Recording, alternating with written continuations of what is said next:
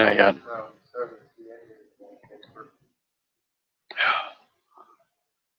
All right, so we well, welcome.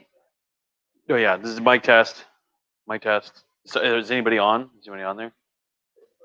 Okay, who's watching? You can't see? I can't see until they comment. You gotta tell them to comment. Okay, well, everybody, if you can hear me, give us a little shout out so we know that the microphone is working, and also we know who's watching. I would want to make sure people can hear me before I do that. Anybody? Okay, thanks for that.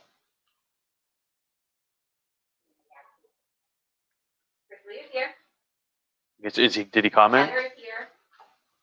Okay. All right. Is it Heather Perry? Yes. Longtime fan, Heather Perry. That's good. All right. So before we get started, I just wanted to announce that we went ahead and started our Patreon. My executive producer set it up. We have 3 levels available: top shelf, mid range, and what? Premier brand, mid range, and a best value. Sorta. Yeah. I don't know. I mean, I don't know the names. I'm just drinking wine. But you can log on to Patreon. You can find us there. There's probably a link in the bio or the comments, and you can support us that way. And there's a couple of reward tiers. And if there's anything that you would be interested in getting as a reward for Patreon, if you subscribe, let us know, because we can make it happen. Right? I can take some nudes or whatever. And so also I want to give a shout out to our first patron on Patreon, Chris Lee, who subscribed this afternoon. So cheers, appreciate it. Thank you for the support.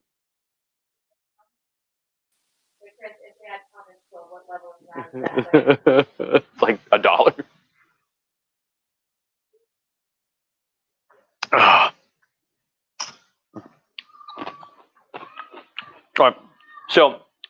All right. So, this Hershey Kisses cereal is really good. Your mic, and probably all of your loud chewing is very, very loud. I mean, it's that way it is. All right. So the last thing we talked about was the sort of miraculous day in 1863 when Lincoln learns about the near simultaneous victories at Vicksburg in Mississippi and Gettysburg, Pennsylvania. And in a way, before we move on to the end of the Civil War, there's a lot to talk about, and there's also not very much to talk about. There's a lot to talk about in that, almost 2 years were left in the Civil War, right? It ends in April 1865. We're talking about July 1863. There's also a lot to talk about because most of the people who died in the war have not died yet. They will die in 1864, the bloodiest year of the fighting. On the other hand, there's also not that much to talk about because in a way you're on the downward slope. Everybody kind of realizes at the time that these simultaneous defeats are so big that the South is just not going to be able to handle this. I mean, this is not feasible, right? And they're right. Lee's army never again touches its feet on northern soil, and save for a brief moment in the Wilderness Campaign, he never really engages in offensive action again. He's defensive until the end of the war, and that's that. So what else can we say? Well, Grant is promoted to be the head of the Union Army. He supersedes Meade, who had won the Battle of Gettysburg weeks earlier. Grant leaves in charge of his army Sherman, who will take it into Tennessee and then down south into the bottom of the Confederacy. And Grant himself instructs Meade, he backseat drives in Meade's army, and he tells Meade, I want you to get a hold of Robert E. Lee's army with one hand and strike it with the other. It's a very, very memorable turn of phrase. But basically what he wants Meade to do is take this bigger, meaner, more powerful army that is growing larger every day and also is better equipped and better food and better artillery and whatever, and basically just find Lee's army and grind it up. What is she yelling about? Okay. Something about Alexa. All right. The remote for the TV, if that's what it is next to the door. Disney Plus problems. She's crawled up the stairs. Yeah. I didn't realize they were that steep. All right. Anyway, so So he basically tells me, just get Lee's army into a fight and just beat him up, beat him to death. Grant, going back to Mexico, had always thought that the best way to win wars is to just start fighting, and he knew by 1863 that his armies were getting bigger and the Confederate armies were not. They were not able to recruit as many men. They had one factory making guns in the entire South. And the blockade had been set up in 1862, and the Confederates were running it with ships, but the ships were small and fast, and they were never able to bring in enough to keep things going. Specialist high caliber weapons or sniper rifles and that kind of stuff. Yeah, but not like food. Not like cans of tinned beef to the kind that you'd need to feed an army. They couldn't do anything like that. I mean, that was the height of technology, tinned beef. Right? The Borden had figured out how to refrigerate condensed milk and beef, and was making millions of dollars selling it to the Union Army, which was big. Refrigeration and canning was pretty new.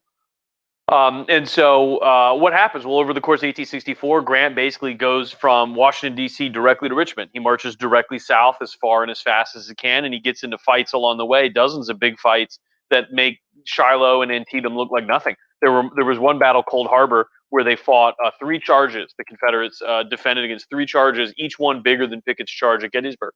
And of course, the Union suffered horrendous casualties. And there's a scene where the Confederate soldiers are watching the Union get ready to charge. All the Union soldiers are taking pieces of paper and they're writing their names and their birthplaces on them, and they're pinning them to the back of each other's shirts so that when they get shot in the face by the Confederates, they can be identified. And so one observer, because Cold Harbor wasn't war, it was murder. Right, Grant suffered 2 casualties for every 1 casualty the Confederates took, but Lee had to retreat. He couldn't hold the position. Why? Too many men. He killed. He couldn't hold it. Finally, by the end of the year, Grant jukes to the southeast, and Lee follows him, and they end up in a place called Petersburg, it's southeast of Richmond. It's a short drive away. It's the original site in the 1600s where the Jamestown was going to be, but it's a big, broad, flat kind of bluff overlooking the river, and there's a little beach. And when they landed in 1600, they liked it. The wind was blowing fast to keep the mosquitoes away from the swamps and stuff. It was high, so it wouldn't flood. It had good access to the river for boats and fishing.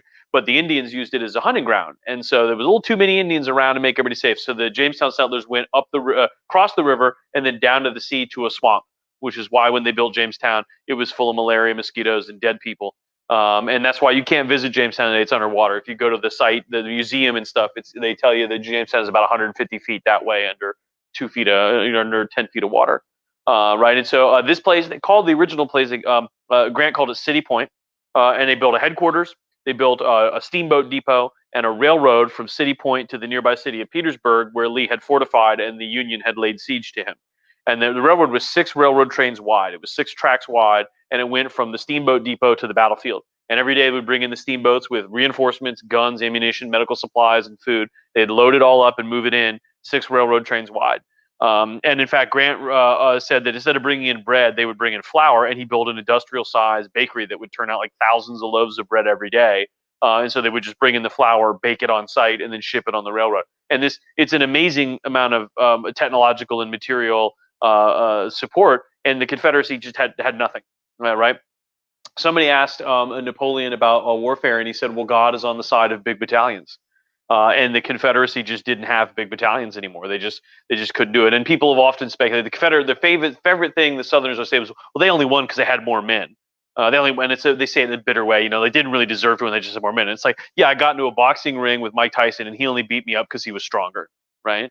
And it's like as it turns out, that's sort of a key component. Like you shouldn't pick a fight with someone who's stronger than you. And the Confederacy probably should have realized if you weren't going to win the war in 1861 or 2, if you're the Confederacy, you were not going to win it in 1863, 4, or 5. You didn't have the men. They had a small fraction of the manpower of the country. You had a small fraction of its industry base. No banks, no railroads. If they didn't win immediately, they were never going to do it. And Grant proved it. He beat them to death, right? And so in 1864 and 1865, it's agonizing. The war just drags on and on. The casualties are terrible. In the summer of 1863, there had been draft riots in New York City, where when they read out the first draft numbers, the mob in the notorious city that was not at all supportive of the Union war effort they rioted and they called in Union veterans right off of Gettysburg. They marched them back in and had them shoot up the city to suppress the riots, which was really serious. And so you can imagine another 18 months go by and 12 months go by and the war is still going on with casualties going up every day. They're putting lists of the dead people in the newspaper. They're bringing them in at night into New York Harbor, into Hudson Yards, so that nobody sees how many dead people there are. People are getting really agitated. Lincoln is convinced that he isn't going to win the war. He's convinced he's not going to win election. He's convinced in November of 1864 he's going to lose, and that the country is just over it. They're just over the idea that the war. They're over everything.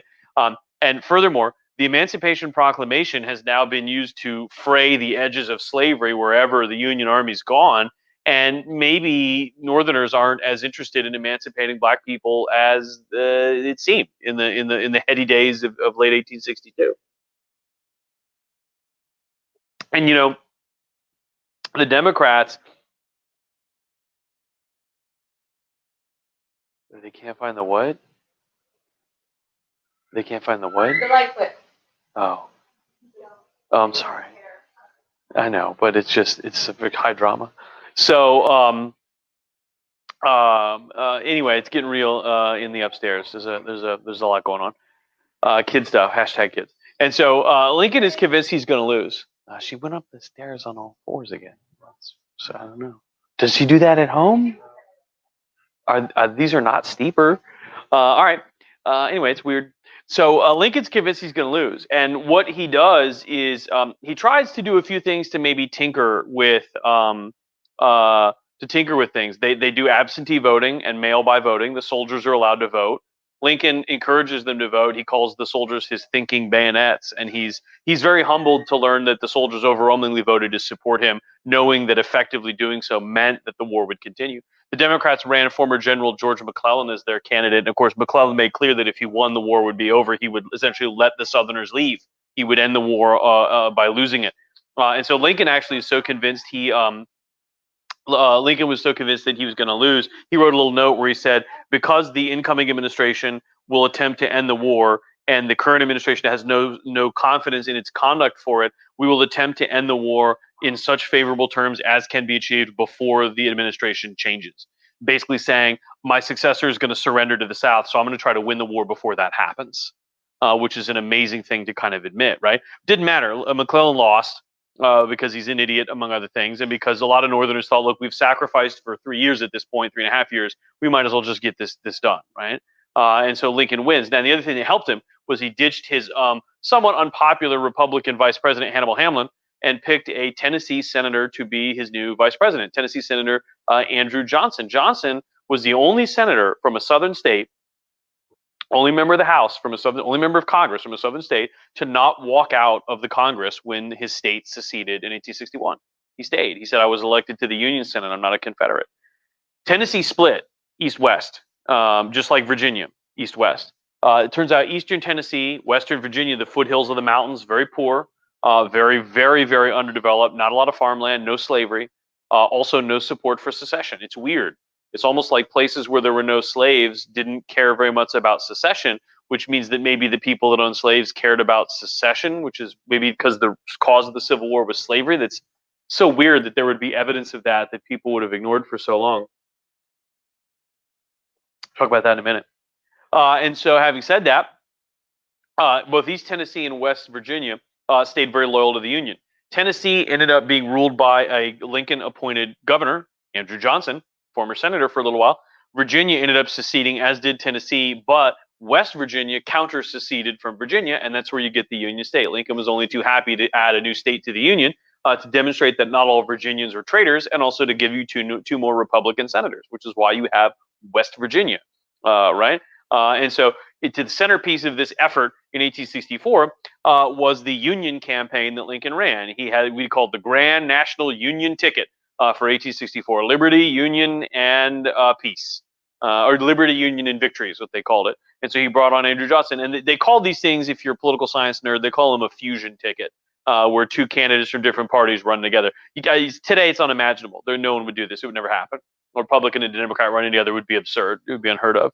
Right? John McCain floated a fusion ticket in 2008 with Lieberman as his vice president, and his advisors flatly told him that if he selected Lieberman, he would almost certainly not win the presidency because Republicans would stay home. Guess what happened?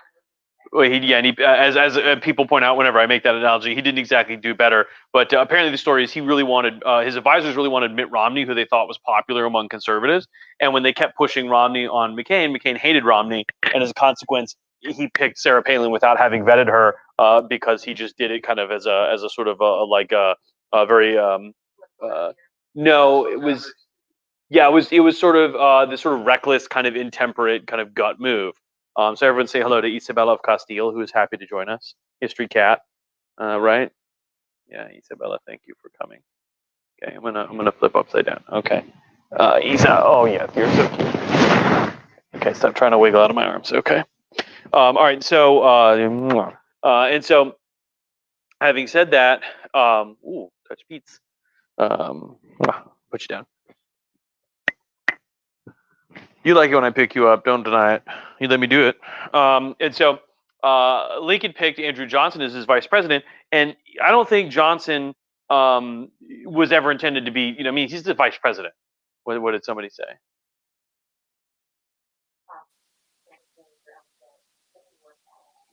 What did he say?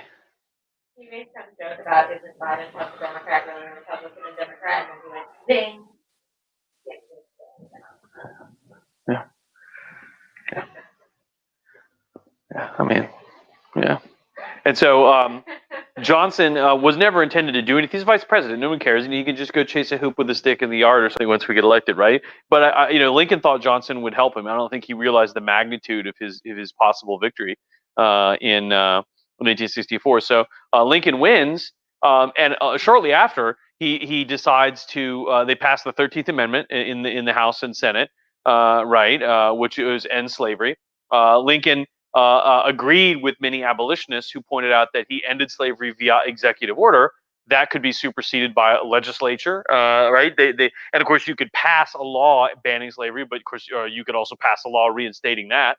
And so the abolitionists introduced the 13th Amendment, and Lincoln supported it. Lincoln said, "Okay, let's do it."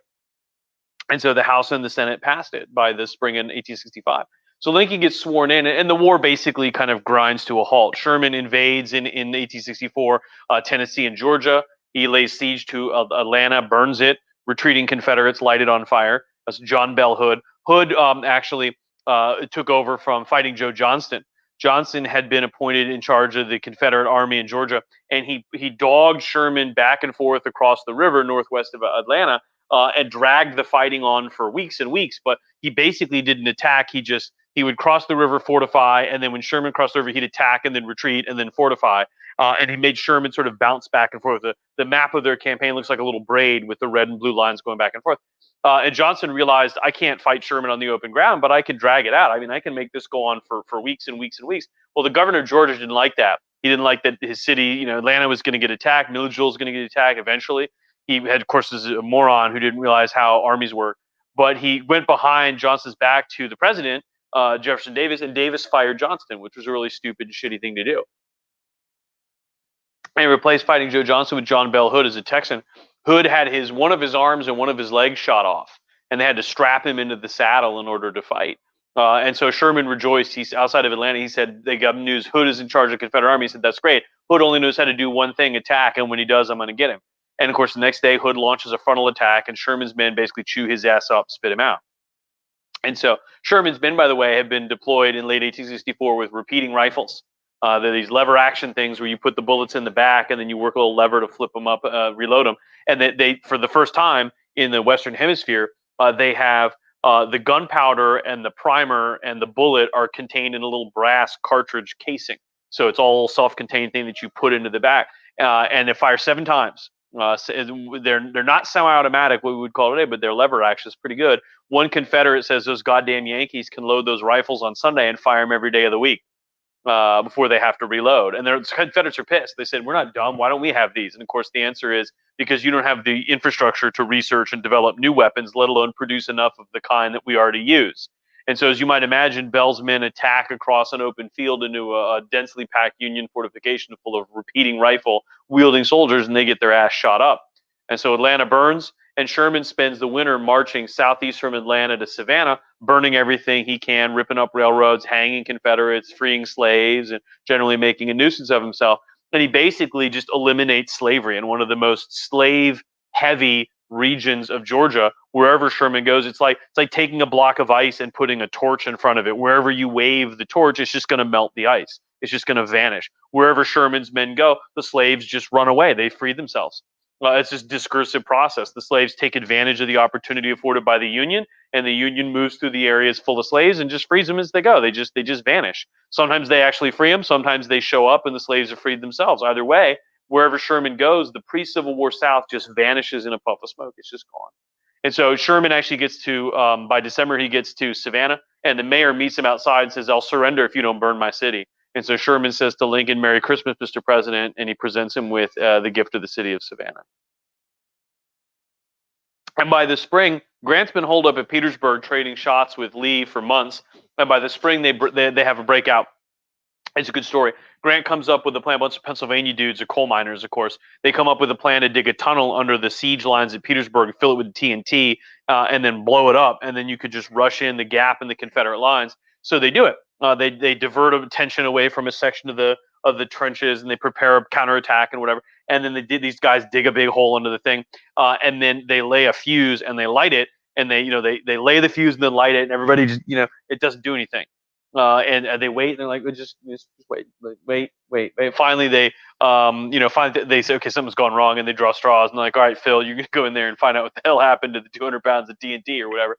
And so the unlucky guy crawls in, and he finds the fuse has been a clump of dirt fell on the fuse and blocked the from burning. So he scrapes the dirt away and relights the fuse and crawls as fast as he can back out, and tells everybody to get clear. And then they blow a huge crater in the Confederate line. It throws people like 100 feet in the air, and it like breaks windows for like 5 miles. And the Union doesn't attack. The commander is drunk and passed out, and they actually court-martialed him. And so the Confederates they get surprised, and they fill the crater full of men, and then the Union attacks. There's a horrible fight in the crater. Actually, a bunch of African American soldiers fought in the crater, and they suffered heavy casualties. But even the Confederates said, by God, those black guys, they fought like tigers. Once they got into the crater, everybody was impressed. The crater was a loss for the Union. It was this huge opportunity that they just bungled terribly. But Lee couldn't take the casualties. I mean, at the end of the crater, he said, "Look, I lost too many men. I can't do this. They're just going to do this shit again. They're just going to dig 3 tunnels, fill it with TNT, blow them up at the same time. What am I going to do about that?" And so he retreated west to Richmond. Jefferson Davis met him in Richmond and told him to leave. He said, "If you stay in the city, Grant's just going to crush you." And so Lee goes west to Appomattox. Grant catches Richmond, captures it. It burns during the fighting. It's bad. And Davis flees. Rumors are that Davis flees dressed as a woman. He's not.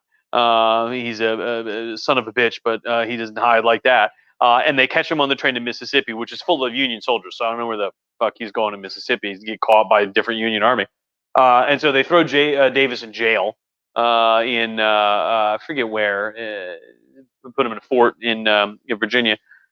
And Grant goes west after Lee, and they catch him at Appomattox. And the good story, by the way, is it might be Fortress Monroe, I think. But the story is that when they get to Appomattox, I knew it.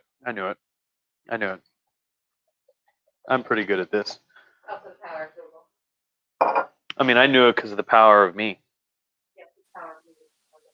I mean, if you needed confirmation, if you didn't have faith in my abilities. I mean, you could have said, yeah, somewhere. And then I caught it. It was in there. It was in the filing system. And so, having said that, the story is in 1861. There's a guy lived near Manassas Junction, by Bull Run Creek. Right, his name is Wilmer McLean. And McLean, the battle had happened right near his house. And in those days, you had 2 kitchens in your house. You had a summer kitchen, a big one, and you had a winter kitchen, a small one. And the winter kitchen you used very carefully because you didn't want to fire in the house, open fire in the house. But the summer kitchen was a lot bigger and more expansive. It was okay. It was a shed sitting next to the house. If it burned down, it was not going to take the house out. And so in the middle of the Battle of Bull Run, a Union artillery shell blew up his kitchen. So he moved his family to a very remote little town, an unincorporated township in a county, Appomattox County, and they called it Appomattox Courthouse because that was the only place in the county where they built the county courthouse. Right in the center of the county, they put the courthouse there. And so a few people lived near there, judge and everybody lived near there, and that was basically the only place in this little rural county in southwestern Virginia. And so in 1865, when Lee and Grant show up, Lee rides around and identifies Wilmer McLean's house as the nicest in town. And he approaches McLean and says, "Look, I got to surrender to Grant because he's going to come kick my ass. So I'm going to ahead and just call it a day here." And he said, "Can I use your house? Because it's the nicest house around." McLean says yes. And so he used to say to people afterward, the Civil War started in my kitchen and it ended in my front parlor, which is accurate. That is true. It actually happened. And so Grant shows up. It's a good scene. There's Mort Kunstler is the painter, paints all these wonderful Civil War paintings. And they're all, it's his name. His name is Mort. It's Kunstler. Kunstler is a great German name. It means artist. That's what it means. And okay, thank you. I'm glad. Came over here. Who's laughing? I didn't know that you spoke German. That's great. She does. I've been to Germany with her. She does. Oh, okay. Not many, bro. I mean, auf gut Deutsch. Wir nehmen das gut Deutsch. It's Kunst means art. Kunstler means artist. Kunstmuseum. I mean, come on. And so, oh god, it's a bunch of Philistines over here. Drinks. So Mort paints all these wonderfully idealized paintings. Everybody in the paintings has lost like 30 pounds, and the uniforms all fit super tight and everything. And there's a painting of Lee surrendering to Grant in McLean's front parlor. And it's great because everything's clean. There's no dirt anywhere. And Grant is dressed to the nines. He's got his uniform with the stars and the saber and everything. And in fact, it's not accurate. Grant showed up late and he was worried about offending Lee, and he showed up covered in mud. And when he realized it was not going to be like a front yard or a tent or something, he had to like scrape the mud off of his pants to not track it all over this nice guy's house. And he was dressed as a private. He didn't have his sword or he didn't have any of his. And Lee, of course, is never appeared in public without hair combed, beard brushed, shirt, uniform pants, boots shined, jacket, vest, everything buttoned up, collar turned perfectly, saber, gloves, the whole nine yard. What are you looking at? I mean, I'm just astounded that somebody who lives in the South and study as we get down here, we wear that necessarily. You know what the uniforms are made of? They're made of wool too. Wool. Yeah. That's what they had. You damn right. Yeah. Lee never appeared in public ever, without being dressed impeccably. He was the soul of propriety when it came to, and he's a 5-star equivalent of a 5-star general by the end of the way, the head of the Confederate Army, right? And so you just didn't appear in public in a way that would not inspire your men. Grant used to wear a private's uniform, and he used to never shave, and he would just look like a shabby person. You didn't know, and frequently people who wouldn't know who Grant was would just assume he was like a private. And they'd be like, "Private, where's the general?" And Grant would be like, I'm him." And everybody else would be like, "He's not wrong, whatever." You're all right. Yeah. Okay, we have some problems in the production booth. And so apparently Grant shows up and he tries to make small talk till he's like, "Oh, hey, we met before in Mexico, and when in Mexico, in the Mexican War, Lee was a winner. Grant was a loser. Lee's career was going up, Grant's career was going down." And so Lee awkwardly says, I don't really remember that. And Grant's like, "Never mind." And so basically Lee says, "Look, I can't continue to fight. My army is depleted. My men have no weapons." And Grant says, "Well, look, let's leave the politics off the table. If your men surrender and go home, that's it. The war can just be over. You can just leave." And so Lee agrees. It's very generous. Grant could have, captured people or whatever and said, "No, I'll take your parole or your officers," and they can walk away. He fed them too. He gave them food. Where are you going? You want to go by? Go quick. You can do it. It's fine. You're going to see the top of your head. That's probably it. Yeah, we'll watch later. Okay, you gonna go by again? All right. She's gonna rewind her way through it. Oh, she's going backwards. Yeah, it's like that. It's that the ADD video. You know what I'm talking about? Yeah. Just wind it a little bit again. Just move a little bit. Just move a little bit. Yeah, just move a tiny bit. Just move a tiny bit. And so if you get that joke, comment. Oh, it's true. Well, Olivia has a hypothetical YouTube channel called Sparkle Experience, and she. And it has a show on Sparkle Experience called The Sparkle Riders.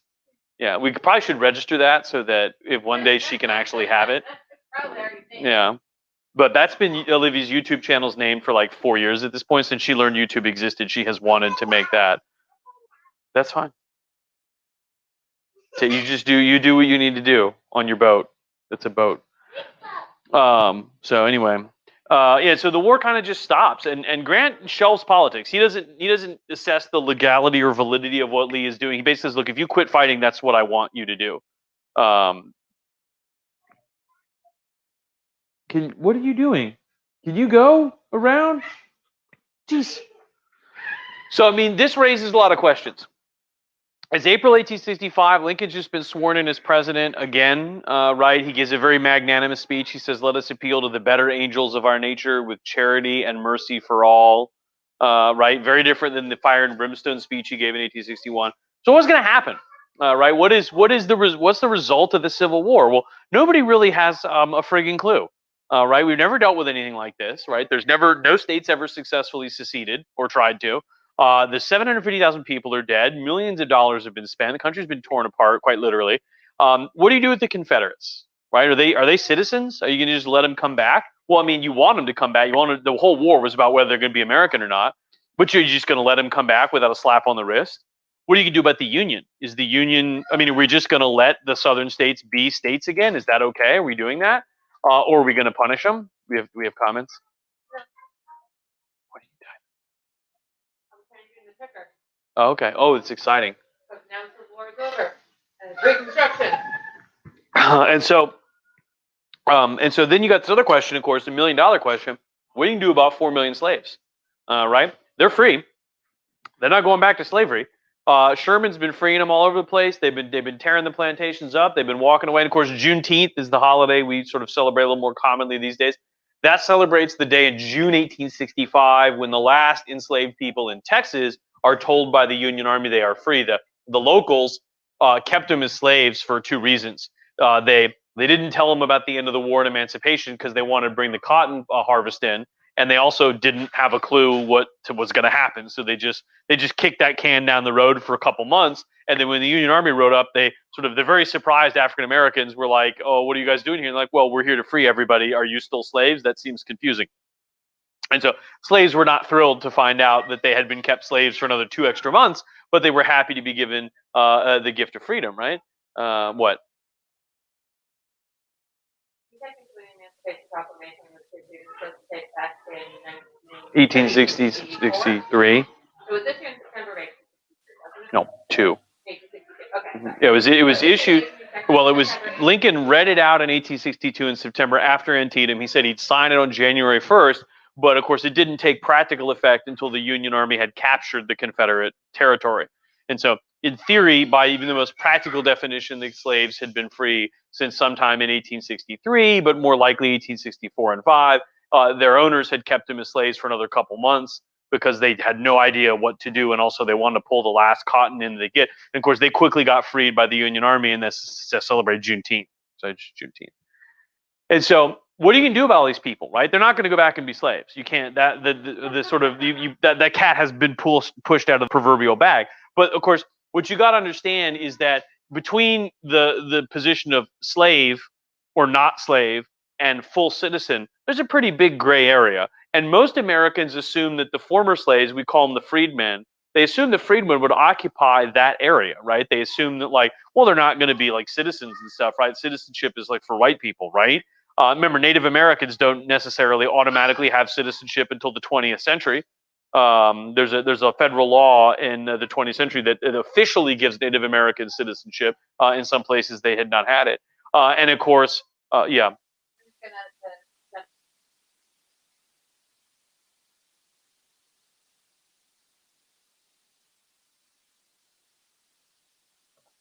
Yeah, there was a whole thing where you had to have a registered postal address to be able to vote, like North Dakota last year.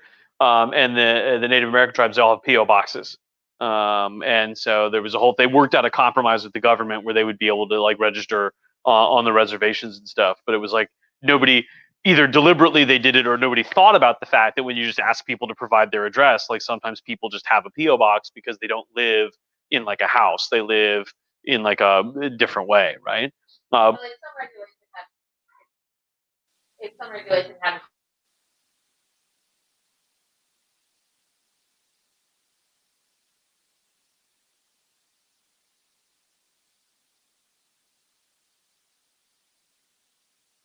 Imagine they probably have a building they deliver the mail to, and they'll either give it to you or you can come get it, which is perfectly reasonable, unless of course the government's telling you got to have your own specific, you can't have like your address, like it has to be your private home. Well, I mean, like that's ridiculous. So anyway, and of course, I moved around enough when I was in college that a PO box wouldn't have been stupid to have, right? I mean, like that way I wouldn't have had to file a change of address form every year when I changed dorm rooms or apartments, right? I mean, it's pretty. I mean, it's one of those things where you might have done it accidentally, and then when people immediately pointed out the problem with it, you could have said, "Oh my gosh, we can't do that," and like instead they fought it in court. So that lends a lot of credence to the idea that either they didn't care or were doing it actively, deliberately, right? It wasn't accidental, particularly not once it's pointed out and you and say, "Look, that's terrible. We'll stop that," right? So anyway, what are you going to do about all this? I mean, again, there's this gap between not a slave and a full citizen. And not every Northerner is an abolitionist who really supports this. There are some. Charles Sumner, Senator Republican from Massachusetts, Thaddeus Stevens, Republican member of the House from Pennsylvania. They support what is known as Negro equality at the time. They support the idea that the former slaves are just American, right? They're just biracial citizenship, right? So do you want him to be delivered to you? I'll pick him up and he snuggle you. Fang. Come on, Fang. Come on, Fang. Come on, Fang.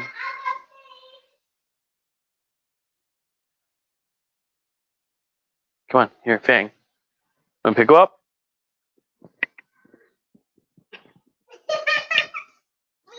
Oh, all right, everybody. It's Fang the history dog. All right. There we go. All right, Olivia the history kid. Keep going. It's like, what is this, Sid the science kid? Yeah. Yeah. Drinks. All right, so you want more?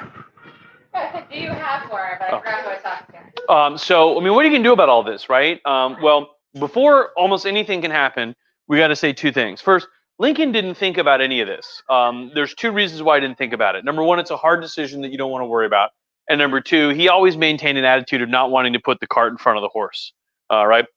People were asking him in like April 1861, what are you going to do about the end of the Civil War? And he's like, bro, like, why don't we win the goddamn thing first? Yeah, I'm eating it because it's really awesome. So go play. And so that was certainly part of the attitude, right? Like you don't want to measure the drapes before we move into the house, right? On the other hand, we can mention that this all becomes moot because around the time Lincoln would have seriously started thinking about all this, he gets shot in the head by John Wilkes Booth in Ford's Theater in April, right? Booth killed him for winning the Civil War because Booth was a filthy Confederate, and Booth shot him during a play, Our American Cousin, which I describe as not a particularly great play that no one ever really likes or performs again, and it's by no means a good play. What are you doing? What are you doing? Cool. Go play. So this is a flamingo tape dispenser that we're playing with here. So that's great.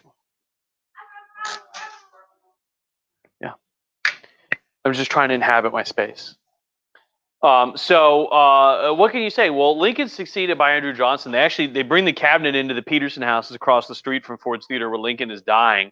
He dies early the next morning after being shot. He's shot at night. He dies like 2 a.m. the next morning. Olivia, go play. You don't want to play? Yeah, go sit quietly. I'm gonna jack you up. I'm gonna come at you like a spider monkey. That's right. I'm all jacked up on red wine and Hershey's Kisses cereal.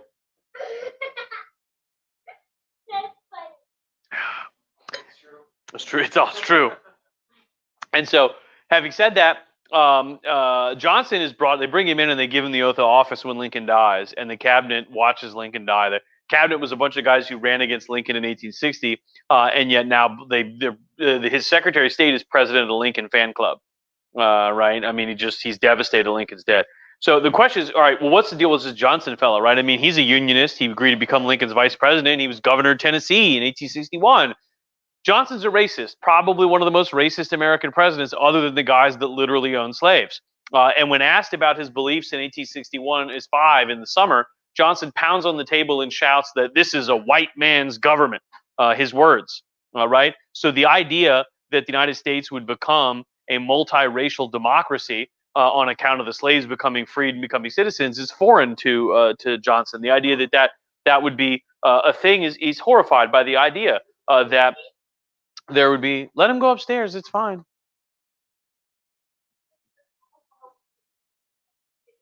I mean, it's, yeah, no, she didn't. Nope. No, she didn't. She went, yeah. Hey, look, she ran like 9 miles this morning. What did you do? I mean, I was up early too. I didn't run 9 miles, but I had Wasteland 3 to play. And also apparently coaching a group of children. Well, yeah, no, I did. Yeah, no, somebody did message me asking for D&D help, but I mean, it's the first time Kai has run a D&D game, so it's like it seems like a big deal at the time. You just got to get practiced at it. And eventually you just wing it. Yes. Yeah. How you doing? Yeah. It's Diana, right? Yeah, exactly. Yeah, I don't want to mispronounce it. Miss Trabuzzi is one of my former students. Also, Evan is going to be. Yeah, he's not muted. He's just saying 9 miles. 9 miles. You want to go, Evan? We'll go. Man, it's pretty. Trying to start shit. It's trying to start shit in the comments. Crazy. All right, so well, Johnson's inveterate racist, right? And you got to understand the two aims of the Civil War for the Union were, on the one hand, to restore the union of the states, and on the other hand, to free the slaves. And the first one came first, and the second one came as the war developed and it became advantageous and people's opinions changed, and Lincoln prodded public opinion in the direction that he thought it needed to go. That developed gradually. Well, yeah, I mean, I'm going to think. And so, having said that, Johnson cared a lot about the first goal, saving the Union. He didn't care very much for the second goal, freeing the slaves, right? He didn't care very much for that. Now that the war's over and he's the president, that sort of matters, right? I mean, his opinion about the whole thing carries a great deal of significance, right? So Johnson starts issuing proclamations where he starts setting up these Reconstruction state governments and he starts putting people in charge, right? And for him, Reconstruction is this sort of basically facile process where the states just sort of do the political stuff they need to do. What are you giggling about? Are you picking a fight in the comments over here? Are we gonna? Oh, in the Facebook chat. All right. Okay. All right. So, having said that, Johnson sort of sets up these Reconstruction governments that basically, the Reconstruction process is not very thorough or significant, right? Invasive or intrusive. It's sort of like, hey, governor, 13th Amendment, banning slavery, no secession, and then like that's it. There's not really any provision for black people to vote. There's not really any provision for any of this. It's just sort of, wham bam, thank you, ma'am, you're done. And Johnson also, to be fair, every time I've ever taught about this, I want to describe it that way because it's the best way to describe it. But like, you can't say that to a bunch of students because it's a sex analogy, right? But I mean, really, he just wants this whole thing to just be over, right? And he views it as a political question of like, who's going to run North Carolina, not what kind of state do we want North Carolina to be, right? Well, not what kind of institution do we want to set up. Yes.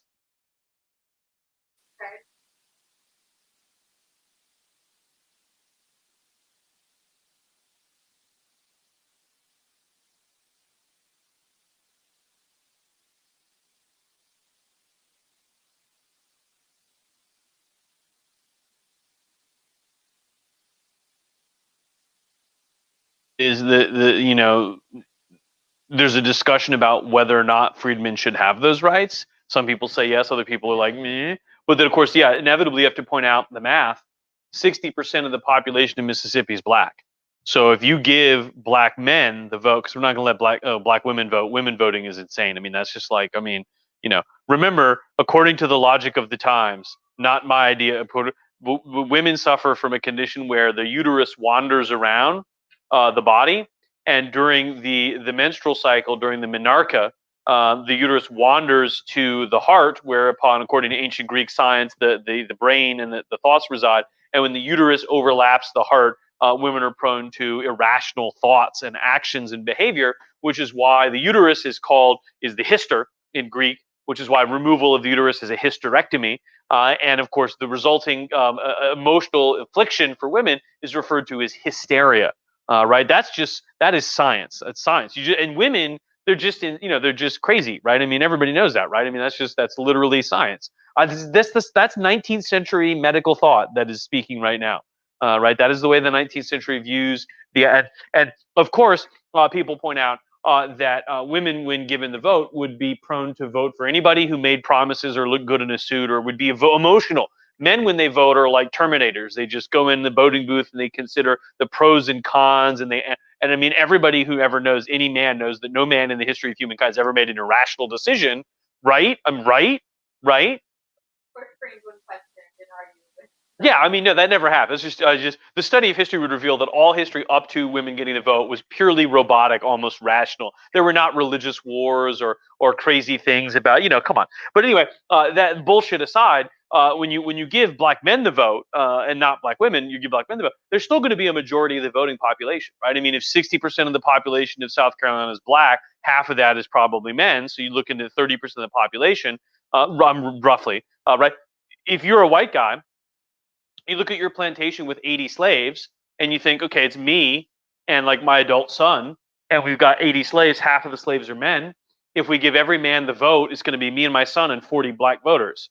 And what are the 40 black voters going to vote for? Probably not what I would want, right? Probably not what would be good for us, right? And so imagine quite literally that you're a guy running a jail, and one day the government shows up and says, hey, by the way, you're a horribly cruel guy to run this jail so terribly. And as a result, we've decided to lock you in the jail with the inmates and put them in charge.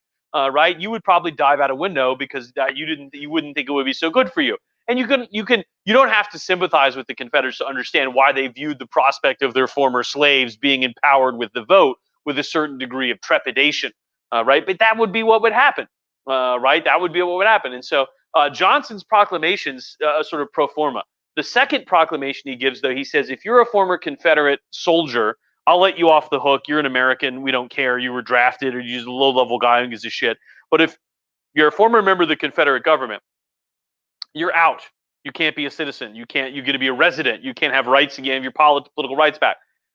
So that's good, right? Guy like Robert E. Lee, Jefferson Davis, Alexander Stephens, George Pickett, all these sons of bitches who gave orders and were the ringleaders of the Confederacy get punished, right? Well, no, because Johnson says in the proclamation, if you are one of these guys, I can. If you ask me, I have the opportunity to pardon you. I can restore your citizenship. Well, every son of a bitch who asked Johnson for a pardon gets a pardon, and the Republicans thought maybe Johnson is just being thorough. Right? He's just trying to cross the T's and dot the I's. Well, turns out he gives every guy who asks a pardon.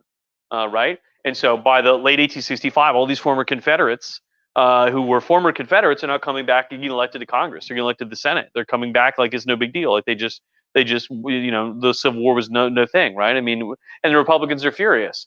So what do? They decide to go to war with Johnson. They start passing laws to try to enact their version of Reconstruction. Johnson fights them. Right? They pass civil rights laws designed to protect the rights of Black Americans. They pass Reconstruction Acts designed to put the control of Reconstruction in the hands of the Army and the Congress and not the president. Johnson is furious. He claims his presidency is being destroyed because he's a dumbass and hasn't read the Constitution, doesn't know how the legislature works. It's in Article 1. He vetoes one of the bills and they override it, and he complains that the Constitution is being violated. It's like, how can Article 1, Section 1 happening be being violated? Are you that stupid? The answer is yes. Johnson really is that stupid. Is that untutored of a legislator, right? And so, having said that, all this culminates in towards the end of Johnson's presidential term of his impeachment trial. The worry that the Republicans have is that the cabinet that Johnson inherited from Lincoln, the guys that are running the country, they're Lincoln's cabinet. For a while, Johnson was pressured to keep Lincoln's cabinet on account of wanting the government to be not overturned and not upset by the hiring of new people in the middle of this crisis, recovering from Lincoln's assassination. But eventually Johnson sours on that and realizes, because he is dumb in some things and not in others, that Lincoln's cabinet is basically working against him, right? I mean, these are guys loyal to Lincoln. They view you as a jackass. They don't like you, think you're a stupid ass. And so Johnson decides that he can start firing these guys. And that would really bring Reconstruction to a screeching halt. Secretary of War Edwin Stanton, Secretary of State William Seward, these guys go out the door, and the government all of a sudden becomes a lot less pro-Reconstruction, right? So what Johnson decides to do is fire Edwin Stanton. So the Republicans preempt him by passing a bill that says that any cabinet position that requires Senate confirmation, a majority vote of senators to get someone into, also requires a majority vote of senators to fire someone from, right? It's called the Tenure of Office Act. No, he's not there. He's not there. Oh, there he is. Yeah, he's there. He's trying to get in. Right. He's chilling out. As the dog went out. Right. He barks or bangs on the door when he wants to come in. All right, there he goes. I had to go pee and probably poop and eat his poop. You need to share that with the entire internet. I mean, yeah, sure. He shares it with me every night when I go out there. Right. And then he wants to come in and give me a kiss, and it's like, no, you just ate your poop. No, thank you. All right. You did that. Did he get a treat? No, he ate it too. Kind of looking around for a treat. So. Give him dinner. Yeah. Give him a treat. Give him a treat. Here you go. Sit. He did not sit. I mean, he thought about it. I saw his butt twitch. It's good enough. So what they do is they pass this tenure of office bill, which is unconstitutional, but whatever. And the case goes to the Supreme Court about whether it's not constitutional. But before they can do that, Johnson fires Edwin Stanton, the Secretary of War, and they impeach him over it. They impeach him for it. And so remember, impeachment in the Constitution is how the president can be gotten rid of by Congress, right? The process is if the House votes by majority to impeach you, you are impeached. It's like being arraigned in court. They're not saying that you are guilty. They're saying they need to have a trial. The trial then happens in the Senate, just like a regular trial. Chief Justice presides. What is that? Yeah, go play with the Legos. Okay.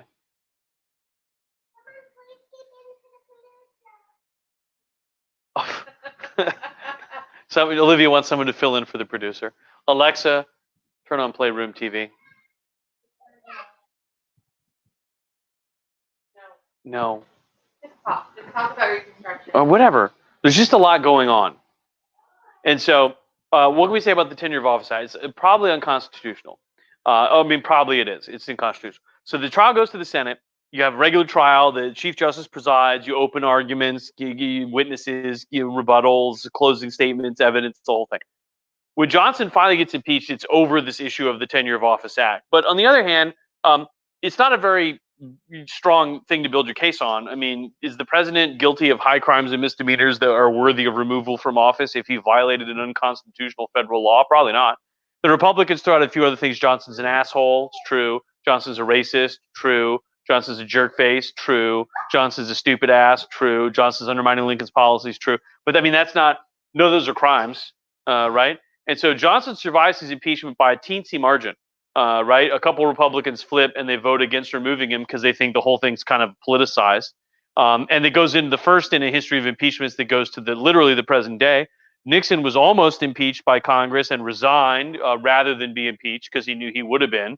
Turns out ordering the FBI to slow roll an investigation into a crime that would be traced back to your White House and then covering it up is probably an impeachable offense. And then firing the attorney general, the investigator appointed by the attorney general to investigate you, is also an impeachable offense. Clinton was impeached because he lied during a deposition about whether or not he sexually assaulted Paula Jones, about whether or not he had a sexual relationship with Monica Lewinsky. He said he didn't, and he did. We know because Monica Lewinsky confessed it on the phone to Linda Tripp, and then Linda Tripp turned the tapes over to Ken Starr, who's both of them are real pieces of shit, I think.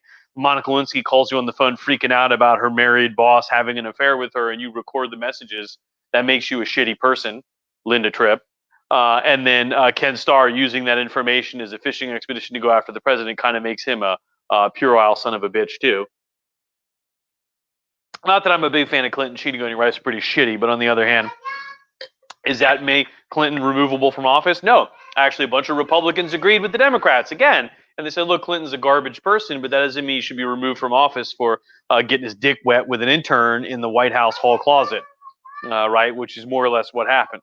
And then, of course, you may remember that Donald Trump was impeached earlier this year over allegations that he had improperly threatened to withhold government aid from Ukraine in return for support if in the upcoming election by having Ukraine publicly declare an investigation of his opponent Joe Biden, right? And so, yeah, presumptive opponent, but by now his actual opponent. That's true. That's true. And so, and that fizzled out on account of the partisanship of the whole process. A flaw in the impeachment procedures in the U.S. Constitution, in that there's not a way to make the process not political. It is a political process. It is carried out not by a court. They don't, the FBI doesn't investigate the president. Congress does, right? And it's carried out in the Congress, so it's not really not political. It can't not be political, right? Which of course it's easy then for the president's political party to argue that this is just like a partisan witch hunt, which they did every time, right? Whether it's Republicans in the 70s or the 70s and the aughts when we're talking about, or the 2010s talking about Nixon or Trump, or the Democrats when you're talking about Johnson or Clinton, right? And so Johnson survives the impeachment, but who cares? He's gone forever. Never see that son of a bitch again. Just kidding. He's one of 3 presidents I know about who got reelected or appointed to some other branch of the federal government after their presidency. The others, if you're interested in trivia, are the former President John Quincy Adams served several terms in the U.S. House of Representatives, where he died in the 1840s after becoming a staunch advocate for anti-slavery and abolitionism. Future President William Howard Taft was appointed to the Supreme Court in the 20s and served for a while as a Supreme Court Justice, Chief Justice, actually. And Andrew Johnson is the only president to return to the Senate, where he served a term in the U.S. Senate, elected from the state of Tennessee, where he didn't do a whole hell of a lot because everyone thought he was a stupid son of a bitch. But the state legislature of Tennessee elected him because he was owed a bunch of favors. In those days, the state legislatures elected the senators. We didn't have direct election of senators till the turn of the 20th century. Adams went to the House. Johnson goes back to the Senate. Taft goes to the Supreme Court. Taft was a county judge from Cleveland, Ohio, and always wanted to be a judge, and got roped into this bullshit with Theodore Roosevelt, where he had to be vice president and put up with Theodore Roosevelt's bullshit for 8 years.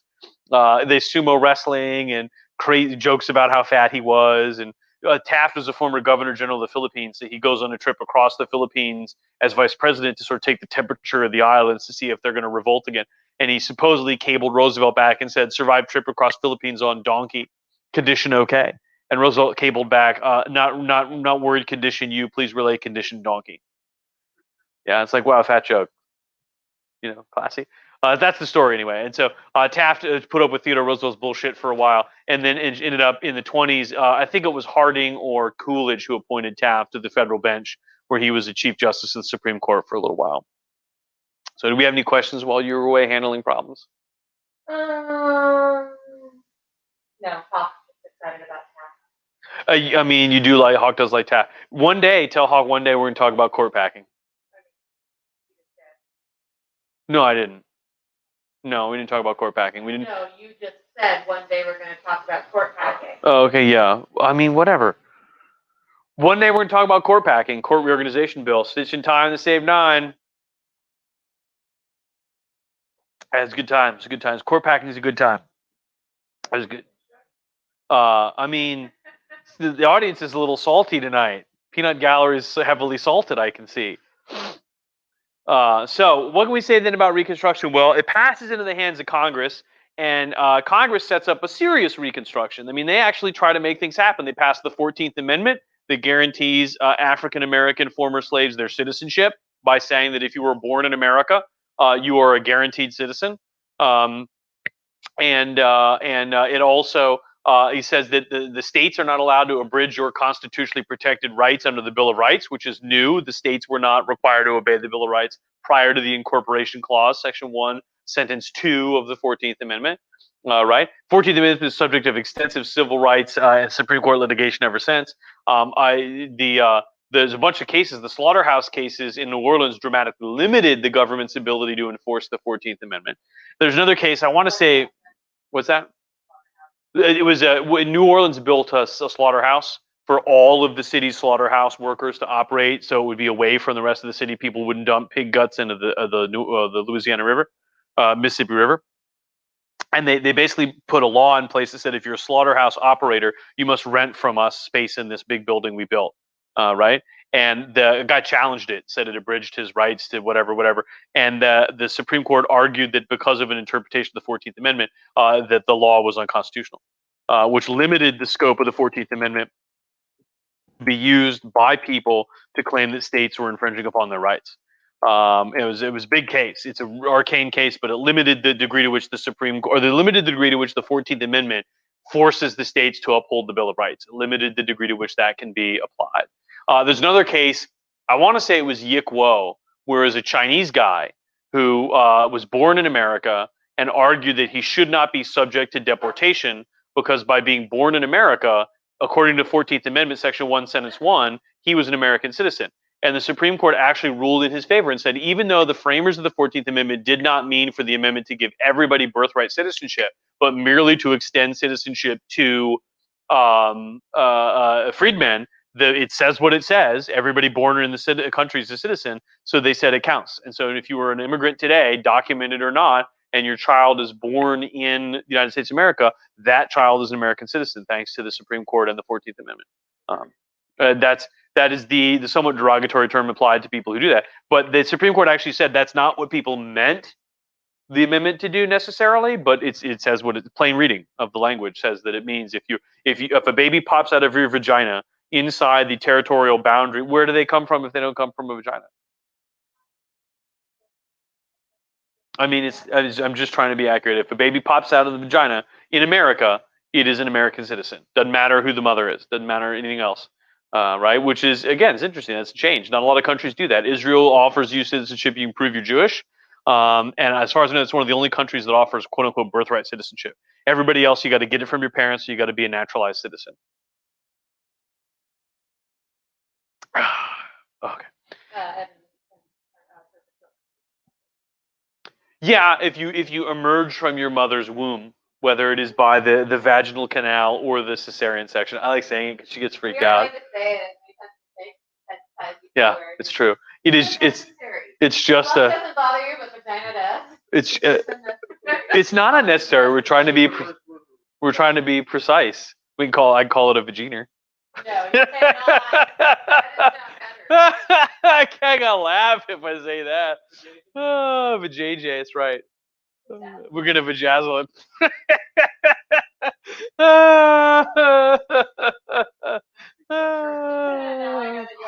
A little bit. It's fun. It's funny. It's funny. Prickly also says put on the first time, right? Not if somebody's vagina, it's not for the very first time. I mean, if you can get in a vagina the second time and come back out, they might give you citizenship if you figure that out how to do that. I mean, that involves going really, really up in the vagina. I think Chris is talking a bit more scatologically. Oh yeah, no, I mean, yeah. I mean, you could get your hand up in there. What? So, it's legal questions here. It's constitutional law. Oh, are you? I mean, maybe it is. We're talking about the 14th Amendment over here. I think there's a couple cases involving Chinese American immigrants because the state of California passes a bunch of racist ass laws about Chinese people aren't people and they can't go to the public schools and all this bullshit. And there is a case involving a Chinese guy. His name is Yik Wo, and I think this is the case. It might be a different one, but the fact of the case is that the Chinese guy is being deported by the government of California, I think. And he says, but I'm a citizen. And they're like, you're not a citizen. You're a Chinese guy. And he said, but I was born here. I was born in America. And the 14th be Chinese in California, which is pretty bad according to them. Yik Wo. Yeah, Yik Wo. Is Will be Hopkins. V. Hopkins, yeah. Hopkins like the Attorney General of California or some shit. But yeah, Yip Guo is guilty of the crime of being Chinese in the West Coast, and so they say, "Fuck you, go back to China." And Yip Guo says, "But I'm American," and they're like, "You're a Chinese guy," and he's like, "Well, I was born here. Like my mother gave birth to me inside." See, it was this use the sanitizer. My mother gave birth to me inside the continental boundaries of the United States of America, and the Supreme Court says that's fair. That's good, and they say that's not what the framers of the 14th Amendment may have meant, but the plain reading of the language says that that's what it does. Which is huge because now today, like you could be an undocumented immigrant, you can cross the southern border illegally, and if you give birth inside of the United States to a child, the child is an American citizen, right? Or you could just be a tourist or a visitor on a green card, and if you give birth to a kid, the kid would be an American citizen, right? Which raises ethical questions. If you deport an undocumented immigrant, that's legal. The government is allowed to initiate deportation proceedings against people who are undocumented immigrants. But what about that child, right? I mean, if the child's like 4, you're not gonna separate them necessarily. But what if the kid is like 17, doesn't want to go? You can't make the kid go. I mean, or what if the kid's 18? Well, I mean, you could deport his parents, but not him, right? And again, that's the consequence of the 14th Amendment, Section 1. Right. All persons born or naturalized in the United States of America and subject to the jurisdiction thereof are citizens of the United States of America and the state wherein they reside. Is the exact language of the first sentence. No state may make or enforce any law which shall abridge the privileges or immunities of any citizen of the United States, nor deprive any citizen of the United States of any of their rights under the U.S. Constitution.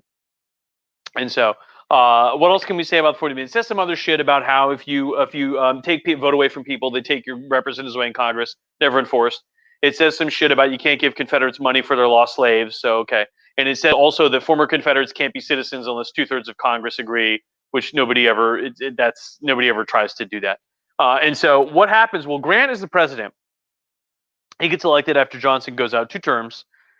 What can we say about Grant? Grant is kind of undergoing a reevaluation, right? So when you come up in studying history, there are good presidents and there are bad presidents, and there's kind of a list. Presidents that didn't really matter very much, shitty presidents, not very good ones, pretty good ones, and every so often presidents switch categories, right? So like Eisenhower and Truman have gone into the good category. Truman because people have looked critically at how he ran the Cold War. Eisenhower because people reassess the fact that it turns out he's actually not as much of a dipshit old guy as everyone thought. The guy wrote a book in the 90s called The Hidden Hand, where he argued that Eisenhower was a much more subtle president than people thought and liked to give the impression that he was out of touch when in fact he operated through intermediaries and got a lot done, right? And so other presidents have lost esteem, right? Reagan's policies have come up for a lot of criticism in recent years. He's seen not as a guy who so much embodied this sunny, optimistic view of America, as a guy who was dangerously out of touch and allowed a bunch of scandals to develop, and also a guy whose policies were not as very good for Americans in the long run as people thought. And Clinton, similarly, was thought of in the 90s as this incredibly transformational president. And in retrospect, it turns out that many of the things that he did are now anathema. Welfare reform was seen as being surprising that a Democrat would want to pass what is essentially Republican policy. And the crime bill that he passed has now come up for a great attack. It's one of its authors in the Senate, Joe Biden, is now running against the bill that he helped to pass under the Clinton administration. Yes. Going back, our favorite legal advisor, part that was about the citizenship, whereas Yikwo was about the citizenship. Okay, so I knew it was might not be Yikwo, but it was one of those Chinese guys. What was the name? Wong. What? Say it again. One of those Chinese guys. Well, there was 2 Chinese cases. There was Yikwo and there's what? Chinese cases now. Yeah. What was the other one? Wong Kimar. Okay. Well, I'm. It's No. But there's 2 Chinese guys cases in the late 19th century that deal with the 14th Amendment. And Yikwo, I'm wrong. Yikwo was equal protection, and Wong Kim Ark is 14th Amendment Section 1 birthright citizenship. But the facts of the case remain the same. The Chinese guy was being deported and argued that the 14th Amendment gave him citizenship, and the Supreme Court agreed. They said it did. Right, and so in this case, they agreed with the Asian guy most infamously in the 60s, they did not in Korematsu of the United States, where Fred Korematsu sued over the internment of Japanese Americans, and the Supreme Court told him to sit on it and spin, which was shitty. They shouldn't have done that, but they did. So Just be aware the children have come back up. they're fine. If we talk about vaginas, that's a healthy thing to talk about. You should look at-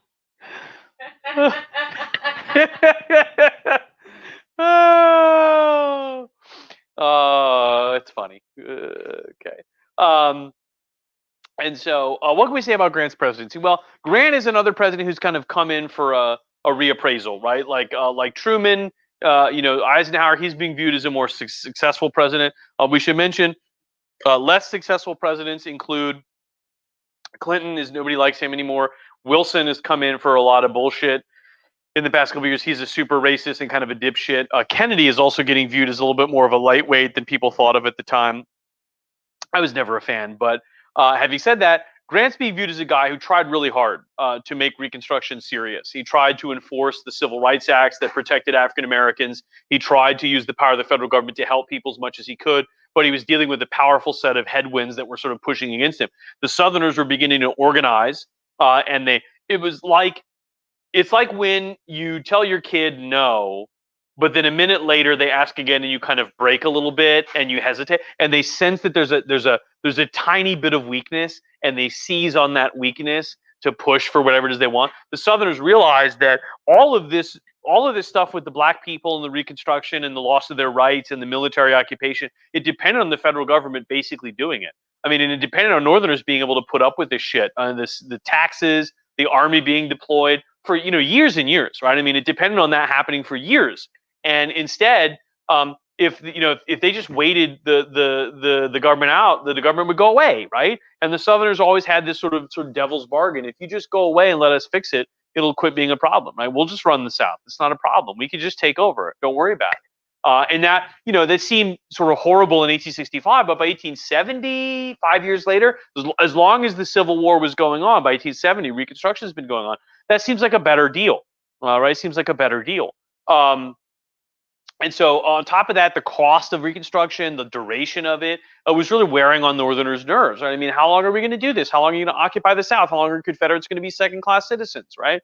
And so Grant was sort of pushing against this. And along the way, a tide of violence began to explode in the South, led by groups like the KKK, although there were more than just those guys. There were other groups similar to the KKK that have since gone away. The KKK is the infamous one that survived, right? And they basically used ultra violence against the agents of Reconstruction and against black people themselves, right? And so a good example that I would give you is that in Afghanistan, we train all these guys to be police officers, to sort of protect people and to create a governmental system that will meaningfully enrich the lives of the Afghan citizens. And when the Taliban want to hurt us, they don't attack American soldiers so much that you can avoid fighting with them sometimes, of course, and which I wouldn't want to pick a fight with American soldiers who have all kinds of guns and shit either. What they do is they kill those police officers. They blow up their houses, they kill their families, they kill them. And then when we go to a little town like Marja or someplace, and we say, who wants to join the Afghan National Police and protect the citizens of this country? Everybody says, man, fuck that shit, because we're going to get our ass whacked by the Taliban. If we sign up, if we put on a uniform, they're going to have our name and they're going to kill us. And that's what the KKK does. They kill the Freedmen's Bureau agents. They kill Union League organizers. They kill black people who are politically active. They kill abolitionists. They kill charity workers. They kill journalists. Anybody that they think would affect Reconstruction. And it's scary. They burn people's homes. They drive them in the middle of the night out into the fields and beat the shit out of them. They set people's houses on fire. They hang them. And it works. The KKK is the most successful terrorist group in history. They successfully get their political agenda to happen by this campaign of concerted violence. It works. By the end of Grant's second term, the violence in the South is at full tilt, and the Congress and the American people in the North just could not give a shit. They just don't want to hear about it anymore. Right? It's a lot like the Iraq War in 2008 when Obama got elected, where even though it was not a good idea to pull all the troops out of Iraq, most of the American public just could not give a shit. We were tired. And so that's sort of what Grant's dealing with, right? Yes, is a question.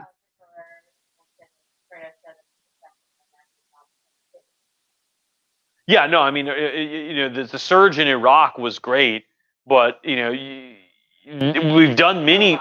Yeah, we've done mini surges. I know what you're talking about. We don't have troops in Iran yet. No, we don't yet. But the surge in Iraq was great. But yeah, we've done mini surges in Afghanistan for a couple of years on and off, and it hasn't done shit. The Taliban have their crap together, and frankly, fucking Pakistan has the border over the east border of Afghanistan, where the Taliban just retreat into the federally administered tribal areas, and they give us the finger. Right, and I actually had guys tell me who were in my classes who were serving in Afghanistan that if the U.S. forces got too close to the border, the Pakistanis would open fire until we retreated, and that would give the Taliban room to retreat into Pakistan. So, I mean, how can you defeat an insurgency in Afghanistan when they have a safe haven in Pakistan? The answer is you just can't. This is just stupid, right? The Pakistanis are in bed with the Taliban. They've been in bed with the Taliban for decades, right? As long as the Taliban have been around, mid 90s. So anyway, Afghanistan it's fucked up. It's fine. Circling back, it's fine. It's fine. And so, what can we say about all this? Well, there's this tremendous wave of violence, and the Southerners push back against all of the ideas of Reconstruction that the African Americans should be citizens, that equal rights are for all, and everything. And they win. You know, the Reconstruction ends in 1876 with the election of the Republican president Rutherford B. Hayes. It's a disputed election. Hayes successfully it takes a deal that would involve him getting votes from the Confederates in exchange for, to make a very complicated thing short, in exchange for ending Reconstruction, basically. And so his candidacy is successful in return for his pulling the plug on federal troops enforcing Reconstruction in the South, right? So that's all gone. And so this moment in the South where there really was a multiracial society where the African Americans owned land and voted and elected people to the Senate and Congress. They had black governors and they had black representatives. The first African American man elected to the U.S. Senate was Hiram Revels Jr., who was elected to Jefferson Davis's former Senate seat in the 1860s. And Revels in the Senate, they had desks. They had desks for every senator. It was like a school desk where you lift up the top and it's got a room for your pay. They didn't have offices, so they did their work at the desks. And when you got a Senate seat, with the beginning of every new Senate, every 2 years, they would shuffle the desks around. So the Republicans are on one side, the Democrats on the other, and they would bolt them to the floor so you couldn't really move them around. And when you won a Senate seat, they would move the desk to the right side of the room and they would carve your name in the bottom of the lid. So like you were a senator from Connecticut, you lifted up and it would be like D. Webster, Daniel Webster. And if Kentucky, it'd be like H. Clay, right? Or J. Polk or whatever, right? Or Tennessee is J. Polk. Hiram Revels had the Senate seat occupied by Jefferson Davis. So if you lifted up the lid of his desk, it would say H. Revels for him. And then a couple entries down, it would say J. Davis for Jefferson Davis, which I'm sure Jefferson Davis didn't like a black man getting his Senate seat, but fuck that guy. I hate him. Racist son of a bitch. So he could die mad about it. And so what happened after Reconstruction? Well, basically, the South went back to how it was before, as close as they could get, which is astounding. My least favorite phrase in the history of anything, well, there's two. When people miss class and they ask me, did I miss anything? I want to throw them out the window. Of course, no, we didn't do a goddamn thing while you were here, right? We just sat around and stared at each other for 2 hours. What the fuck do you think? Right? Do anything because poor Anna Smith isn't here. Right, yeah, you weren't here, so we couldn't do shit. We all cried. What do you think? But my second least favorite phrase, people say, well, the winners write the history book. In this case, it's not true. The Southerners took over the South again, and they successfully reestablished the system of white supremacy that they had in place in the South before. What they did is they recast the entire Civil War. Instead of an elite-led plot to destroy the Union in order to preserve the institution of slavery, they recast the Civil War as a valiant struggle of a free people to defend themselves from an overarching federal government. It wasn't about slavery. It was about states' rights, which is false. That's not, and of course, it begs the obvious question, states' rights to do what? And the answer is to own slaves, right? I mean, that was the states' rights that they were worried wasn't going to be able to be done or protected, right? Do you like being a YouTube celebrity, Isabella? Psst, psst. Yeah. Isabella is very cute. Up. You're caught on the microphone cable. All right. Yeah, you're super fat right now. And that's, of course, that begs the question, okay. Okay. And so, Okay, I'm sorry. Credit to where credit belongs. You weren't there that night, because one of the nights that you were teaching this week, but Corey and I were watching Jeopardy, and she totally got a question correct this week based on your lecture from last week. So Corey's listening. oh, which lecture was it? It was about the Battle of Bull Run is actually called Manassas. Manassas Junction. I mean, congrats. That's awesome. I feel so. It's like the system works. Yeah, the system works. I'm not good at staring at. I mean, I don't understand why not. I'm just so handsome. What? What's that? Okay. That's not her learning stuff. She's a kinesthetic learner. I had somebody give me a bad review and rate my teacher because they said, "Well, I'm a kinesthetic learner." What the fuck is that? What do you want to do? Me go outside and hit you with a sword? This is how the Battle of Actium worked. I mean, like, you shoot you and say, "This is what Waterloo was like. You're in Belgium now, and I'm gonna hit you with a 50 caliber musket round." And then you learn about how Napoleon lost. What the fuck am I supposed to do, right? It's not chemistry class where we do the labs and shit. Maybe we could participate in a mock constitutional convention, which you would not participate in because I'm pretty sure it was a girl that gave me the bad review. So, anyway, I find learning styles highly suspect as a construct. So, what the South did is they recast the Civil War as this heroic struggle to protect themselves from an evil federal government, which ignored all the evidence, right? I mean, it's like Hitler after World War II saying, "I never hated the Jews," right? That's not what this was about. And it's like, yeah, but there's abundant evidence that that's not the case. There's films of you talking, and there's a book you wrote, and there's speeches you gave, and there's like all the shit that you did. And the Southerners did basically the same thing. They said, well, it wasn't about slavery. It was about protecting ourselves from a federal government that was going to take away our rights. What rights? The right to own slaves. Well, and they did this. They convinced themselves, and it was one of those things where if you repeat a lie so long, you will believe it, and also, it becomes a sort of a version of the truth, right? And it is the original alternative facts, right? And so confusion, illusion, delusion, confusion.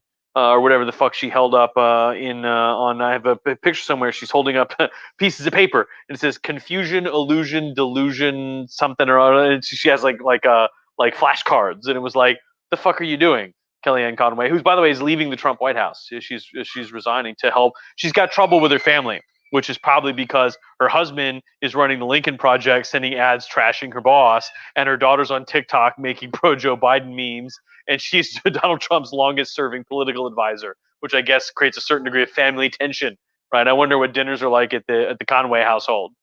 I would think so. Talk about work. How was work today? Did you see that ad where I made fun of your boss, and he probably is super pissed about it for like hours?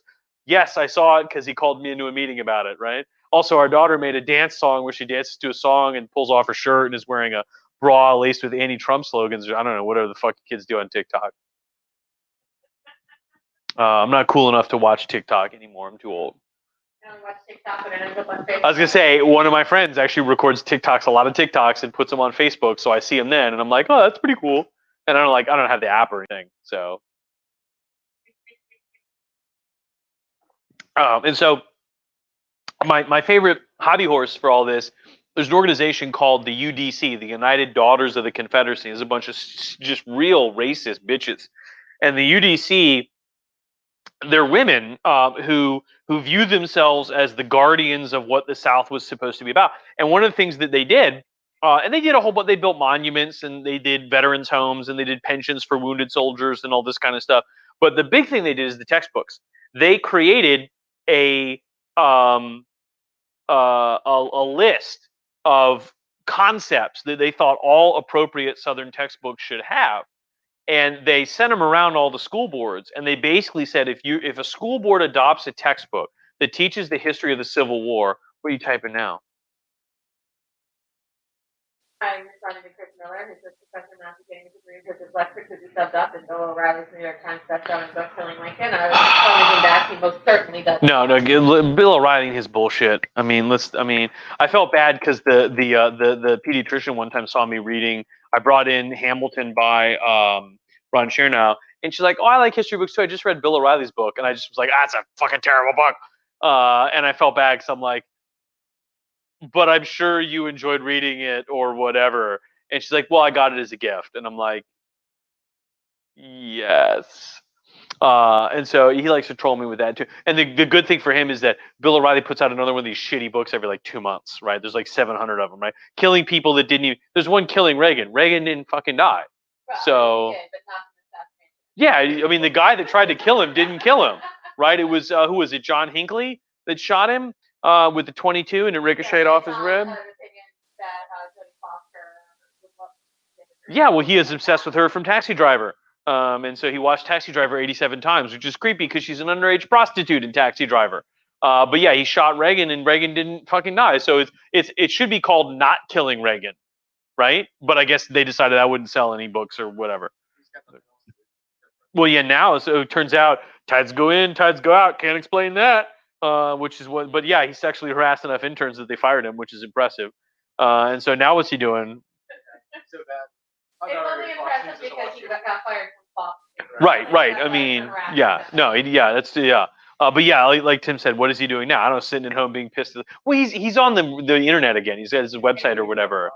Yeah, well, I mean, yeah, everybody's got a podcast, so like, I mean, We don't yet. Maybe we should make one. I mean, all right, you know, yeah, that's right. We'll make it happen. And so, yeah, so the United Dollars of the Confederacy successfully send this list of textbook, and it's like a whole series of things that, like, your textbook, if you adopt it and it doesn't have these things or it says something opposite of them, we will boycott it. Like the mothers will come out and march and protest. And there's a bunch of books about this because in a way it's fascinating because the UDC engages in politics, which is a very male sphere.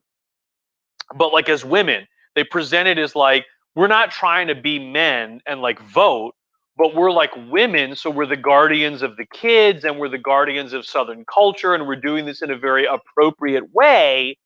But no, it's all women. It's all women. They very much they step up and see this is like an appropriate thing for like the Dixie women to do because this is like a thing we have to, as women, we're the guardians of our culture. We raise our children. We have a responsibility to make sure they get taught like correct things about the South and whatever. And so it's a really good book about it called Daughters of Dixie. That's the best single volume cover to cover study of the UDC. And so they send this list around and it says basically like any book, it will be rejected if it says that slavery was bad or the slaves were unhappy or that slavery was the cause of the Civil War or that the Union Army wasn't a bunch of vicious brutes or that Reconstruction wasn't bad or that it wasn't all criminal or that like blah blah. It's all this bullshit. And they successfully lead this campaign to recast the Civil War it basically the opposite of how it was. And a couple of Southerners sort of use their prominence to sort of launch this idea. Davis gives a speech, and it's Jeb Stuart, the cavalry commander who was gone at Gettysburg out catching slaves. He gives a big speech in like Virginia somewhere where they basically argue, the phrase they use is lost cause, right? They say basically that the Confederacy may have lost, but it doesn't mean it wasn't good, right? And so it's a good example would be if a German in 1945 gave a speech where he said, look, the Nazis might have lost, but they weren't the bad guys. We were fighting for the right things, right? And then he gave a speech where he omitted all the bad stuff and was like, we were German nationalists or something. And that's basically what the Confederates did, right? Is they recast the Civil War by deleting the negative stuff and instead playing up the sort of nationalism, small government individualism or whatever, right? And it worked because by the 20th century, by the late 19th and 20th century, the Northerners were ready for a narrative of the Civil War that didn't recast the Confederates as bad guys, because it's frankly hard to reconcile the fact that you live in a country with 11 states that are full of white people who were the bad guy, right? And instead, Wilson is president, and they had the anniversary of Gettysburg, and he gives a big speech. Wilson, remember, the most racist SOB president of the 20th century, fucking hate him.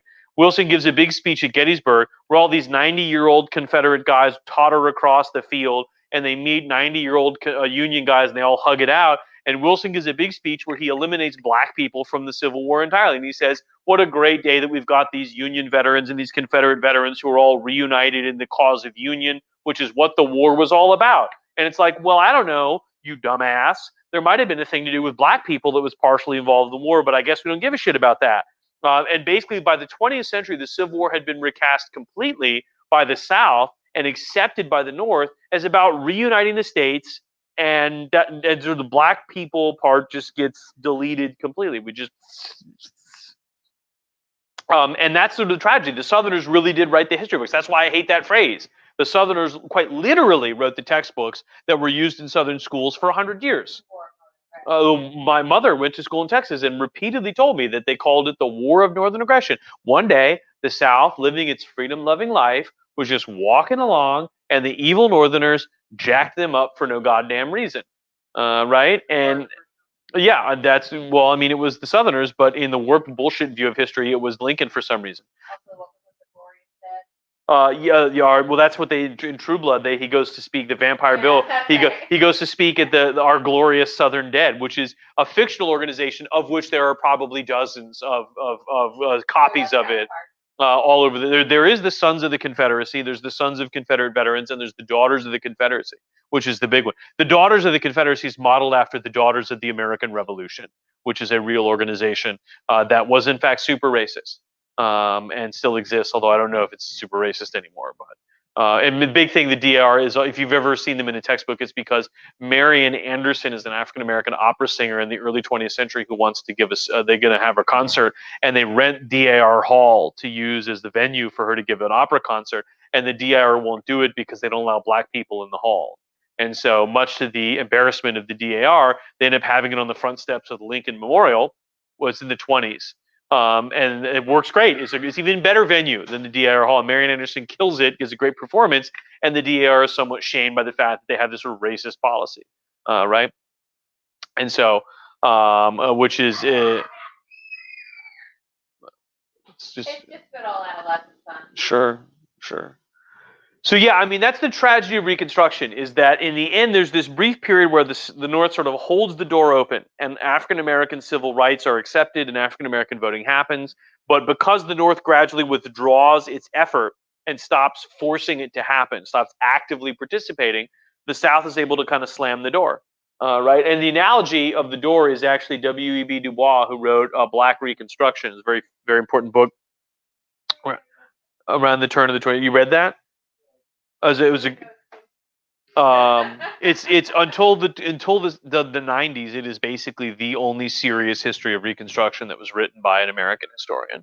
And Du Bois pointed out that all the standard histories of Reconstruction basically blame black people for being stupid asses. And he said that's obviously not right. And he wrote a better book that was what if you had Reconstruction from the point of view of black people? And he argued that black people, the door opened, the window opened, and the sunlight came in, and they were freed from slavery, and then the window shut, right, in 1876. And they went back into darkness. And then, of course, that darkness that he's referring to is Jim Crow and segregation, right, where the southern states enacted all these laws that punished people for mixing with black people, or gave black people second-class status. And so it was illegal in Alabama and Mississippi to host an interracial public gathering. You couldn't even invite black people to a public gathering if you wanted to. Right? If you wanted to do it, you weren't allowed to. Movie theaters couldn't sell them tickets. Restaurants couldn't seat them. That was the problem with Yeah, they couldn't let Hattie McDaniel into the Oscars if they had, because they had the premiere. It was the premiere of Gone with the Wind. It was in Atlanta, and they couldn't let her in to be an audience member in the premiere of her own movie because it would have been an interracial public gathering. Right, and that was just, and she didn't even get the Oscars. Were segregated too. They gave her the Oscar in the back, and they're like, "Great job, get the fuck out." And they didn't let her come up on stage with Vivian Leigh and Clark Gable, right? So there's a whole other lecture you could give about how much bullshit is in Gone with the Wind. I mean, what a goddamn bullshit piece of shit movie. What's her name? Who wrote it? Margaret Mitchell. When Margaret Mitchell wrote the sequel about Reconstruction. Yeah, she did. It was Scarlet. I don't think Scarlet was written by Margaret. Yeah, it was. The third sequel. There's another one called Rhett Butler's People. That's some bullshit they wrote. They got some guy to write 20 years ago. It's garbage. I'm pretty sure Margaret Mitchell wrote Scarlet. We got a copy of it in your library. I know we do. Yeah. Alexander Brickley. Oh, who the fuck's that guy? She was commissioned to write the sequel, just like somebody else wrote. Well, who the hell wants to write a sequel to that racist piece of trash? Is what I'm asking. Somebody who wants to make money. Well, I mean, whatever. But anyway, when they wrote the sequel, during Reconstruction, Scarlett goes to Ireland and finds her roots. She doesn't hang out in the South and has to deal with the uncomfortable reality. Yeah, but you'd have to ask questions about like, what do you think about the KKK? You don't think black people getting murdered in the streets is cool? And instead, she's like, well, I was in Ireland, so I don't really know about that. It's very telling that the most sort of hinge moment in American history, where the next 100 years of the African American experience is set up, she happens to be absent from it. And so Reconstruction is terrible. In a way, the Civil War was fought to free the slaves and reunite the Union, and one of those goals was sacrificed in order to ensure the other one. But of course, you can look at them as tragically being mutually exclusive, right? In order to free the slaves and make them citizens, you were never going to reconcile the former Confederates to the Union. They were never going to accept that their former slaves are going to become people. So you had to pick one. And instead of empowering the slaves, we picked the former Confederates, and they ended up running the South. And they ran it for 100 years until the Civil Rights Movement. It's the third time I've seen the fire truck or the ambulance go by. What the hell's going on down along Longleaf Pine? The fire station is right there. Yeah, but I mean, they have, I don't know, there's the ambulance and the fire truck. Holy shit. I mean, the fire station is less than, it's a half mile from here. I passed it But I this mean, morning. it's the We're third going time to in see 3 fire days. truck and ambulance and things like that because people are stupid and it's Saturday and they're probably driving drunk. I'm just saying, it's wild.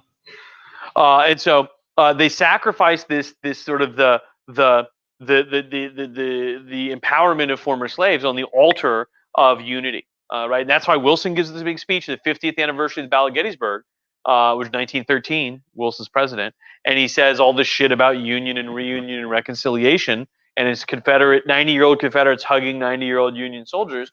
But there's nary a black man to be seen, right? I mean, that whole side of the Civil War is gone.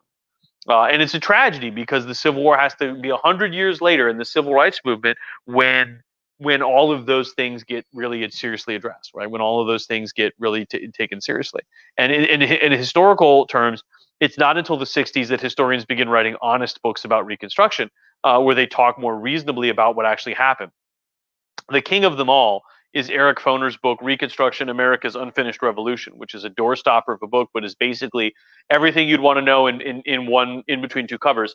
And Foner issued a new edition of it a couple of years ago where he didn't change a word, but he did add a very narrow margin, double-spaced introduction where he basically talked about how fucking smart he was and how he wrote the book that changed everything, and he's a fucking genius. Right? And it's true, but on the other hand, like, maybe shut the fuck about it. I mean, like, Jesus Christ, we don't need to hear this shit. Right? We got to mention, by the way, Eric Foner totally married Jake Gyllenhaal's mom for a while. So he was Jake Gyllenhaal and Maggie Gyllenhaal's stepdad for a hot minute, which is weird. But Foner was the first guy since W.E.B. Du Bois in like 1901 to sort of go back and look at the sources. I always call him Du Bois. Du Bois? Is it Du Bois? Du Bois. All right. It would spell W-E-B and then D-U-B-O-I-S. It's Du Bois. All right. Well, all right. It's okay. I don't know.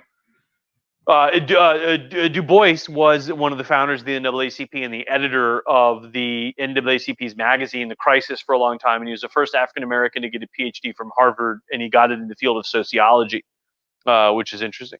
But since him, nobody took Reconstruction seriously and actually looked at the sources and did analysis. Everybody just believed the Southerners, all the bullshit that they wrote about. Yeah. Yes, because yeah, okay, yeah. So Chris Lee asked about Ta-Nehisi Coates. He wrote an essay for the Atlantic called "We Were 8 Years in Power," which was the title of a collection of his essays that was published a couple of years ago. And memorably, Cornel West, who disagrees with Ta-Nehisi Coates, said that blah blah blah Obama, and Coates was like, well, you didn't even read my essay because it wasn't about the 8 years Obama was in power. It was about the 8 years that there were Republican, black supported black member governments in the southern states. And so that's a pretty good book of essays that Mr. Coates wrote. One of the essays is "We Were 8 Years in Power." Another's about like reparations for slavery, and there's a bunch of other topics in there. But those were all things that originated when he was the writer at the Atlantic, and he put together into book form. But as I said, the definitive Reconstruction book is Foner's America's Unfinished Revolution. He wrote another book. It's like 200 pages. It's a short history of Reconstruction. But the whopper is America's Unfinished Revolution, which is good. It's good. It's everything you want to know about it. And of course, there's a lot of other stuff coming out about it, a lot of good research about Reconstruction in the last few years. But again, it's a tragedy because the goals of the Civil War were sacrificed, one to feed the other, and then you ended up with segregation and Jim Crow, right? And that's the saddest part. And African Americans endured. A student of mine said it really well. She said last year that what the system of segregation and Jim Crow and sharecropping wasn't slavery, because slavery was unconstitutional, but it was what she called slavery with extra steps. Right? You couldn't just enslave people; it had to be more complicated. But the effect was not dissimilar. African Americans got exploited for their labor, just like they'd been exploited for their labor for hundreds of years. Right? Which is real sad. It was a real shame because nothing changed. Right? I mean, we fought a war; 750,000 people died to free black people, and then 20 years after the Civil War ended, it was like, well, whatever. How different was things anyway? So that's pretty. It's pretty grim. Right? And that's the sad thing about the Civil War is a lot of people know the Civil War really well, battles and generals and uniforms and reenactment. And Reconstruction doesn't get studied as much. Reconstruction doesn't get talked about as much. It's complicated and sad and difficult and whatever. And yet it's just as important. I mean, what happened to the United States after the war determined what the war was really going to be about. And it turns out it wasn't actually for very long about much other than maybe returning to the status quo. Right? So we got questions from anybody? Anybody got any questions? No questions, just some comments, strictly comments that labor is always exploited, and yeah, that's really it for that right now. Karl Marx, he's would agree, right? Labor's always exploited. I don't know. Karl Marx is not my favorite. I mean, the 18th Brumaire of Louis Napoleon, his least well-known book, is my favorite of his books. But that's when the Russian government got Das Kapital, they didn't censor it because they thought no one would read it. So they printed it in Russian because they thought nobody's going to read this fucking bullshit. Is your question? Yeah. Teresa asked, who do you think had the most promising vision for Reconstruction? Lincoln really didn't talk much about it. I honestly, what's Teresa's last name? Teresa Childs, I know her to run my liberal. Oh, awesome, liberal lady. Yeah, shout out to liberal ladies of Jacks, right? Well, what's up, Teresa? Thank you for watching. I would say the most expansive vision of Reconstruction was the congressmen who were the radical Republicans. The two favorites you can mention are Thaddeus Stevens, the Republican from Pennsylvania, and Charles Sumner, the Republican senator from Massachusetts.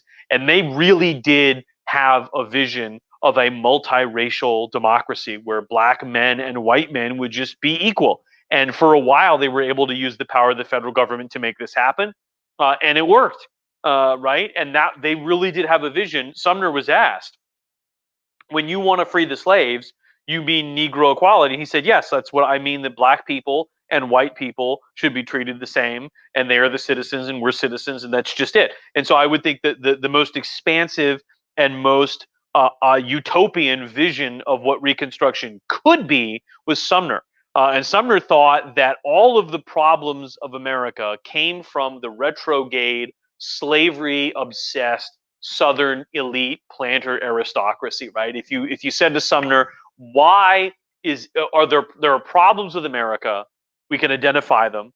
Why do these problems exist?" He would say it's because a small group of men monopolize all political power in the South. They own all the land. They have all the money. They have all the power. They control everything. They own slaves, and they basically use the Southern state governments as political platforms to perpetuate their own oligarchy. And so, if you said to Sumner, "What can we do to fix it?" He would say, "Disempower these people and empower poor white people and poor black people, former slaves, to become full and active participant citizens." And he really did have this egalitarian, multiracial conceptualization of what democracy was going to be. Obviously, it didn't work out, and yet it's a shame because his vision is what a lot of people want today, right? Everybody in America should be able to participate freely. Black people and white people should be treated the same. It's taken 150 years, but we've sort of come around to that's what we should do. And yet his vision was only really able to prevail for 10 years. Right? But yeah, the best Reconstruction plans were those guys. who really thought that it meant having to change the South. You can't just slap a stamp on it and say done.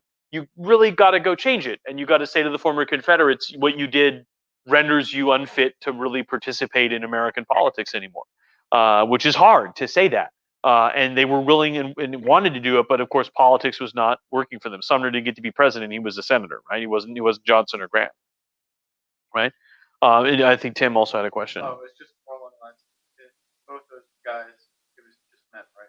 Yeah, yeah. I mean, Either one have any kind of inkling that, hey, maybe no, I we mean, got the rights. women voting was. I mean, the Seneca Falls Convention suggested women should be active participants in democracy, and that was sort of greeted with howls of derision, right? And it wasn't until the 20th century that the women were given the right to vote, and even during the abolition, recruiters and a couple other abolitionists, were trying to also get women the right to vote, but they were sort of laughed off. Yeah. Well, if you look at your women's right have it's Sojourner Truth, Lucretia Mott, is Katie Stanton, Susan B. Anthony.